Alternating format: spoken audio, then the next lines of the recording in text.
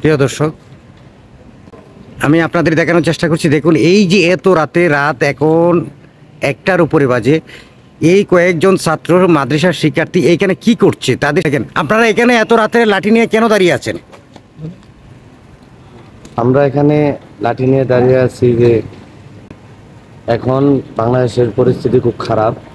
তো এখানে আমরা জনগণদের সম্পদ বা নিজের জীবন কোনো দুষ্কৃতিকারী তাদেরকে কোনো আক্রমণ না করতে পারে, তাদের নিরাপত্তা দেওয়ার জন্য আমরা রাস্তায় নামছি। দেখেন, আমরা যেহেতু মাদ্রাসায় পড়ি, তো আমরা মাদ্রাসায় পড়ি কিসের জন্য?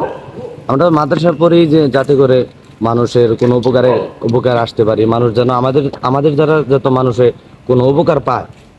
তো এখন দেখা যায় যে মানুষের খুব খারাপ পরিস্থিতি যাইতেছে।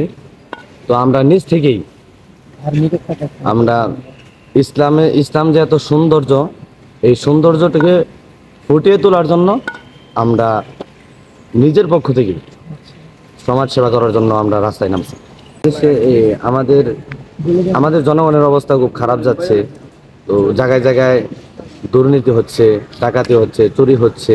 স্বেচ্ছাসেবক হিসাবে আমরা রাস্তায় নামছি যাতে করে মানুষ এর যারা ঘুমন্ত আছে তাদের যেন কোনো সমস্যা না হয়, তাদের উপর যেন কোনো হামলা না করতে পারে, কোনো দুষ্কৃতিকারী যেন তাদের উপর কোনো হামলা না করতে পারে, কোনো টুকাই, কোনো বস্তির ছেলেপেলে বা অন্য যে কেউ বা অন্য যে কোনো দল যারা এখন এই এই সুযোগে সদ্ব্যবহার করছে, যে এখন যেহেতু প্রশাসন নাই, তো এই এই সুযোগটা তারা কাজে লাগাচ্ছে এবং মানুষের উপর জায়গায় জায়গায় কি হামলা করছে।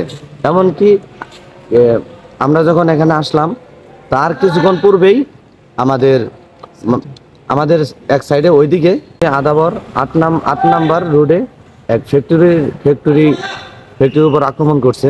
তারা ওইখানে লুটপাট করছে, ডাকাতি করছে। তো সব দিক দিয়ে লক্ষ্য করে যাতে করে মানুষের কোনো বিপদে না পড়ে, আমরা যত তাদেরকে শান্ত সুষ্ঠুভাবে রাখতে পারি, তারা যেন থাকতে পারে এবং দুষ্কৃতিকারীদের থেকে মুক্ত হতে পারে, তাদের এই দুষ্কৃতিকারীদেরকে হাত থেকে বাঁচানোর জন্য জনগণরা যেন তাদের থেকে নিরাপদ থাকে, তার জন্য আমরা নিজে থেকেই প্রেরণা যুগে আমরা নামছি।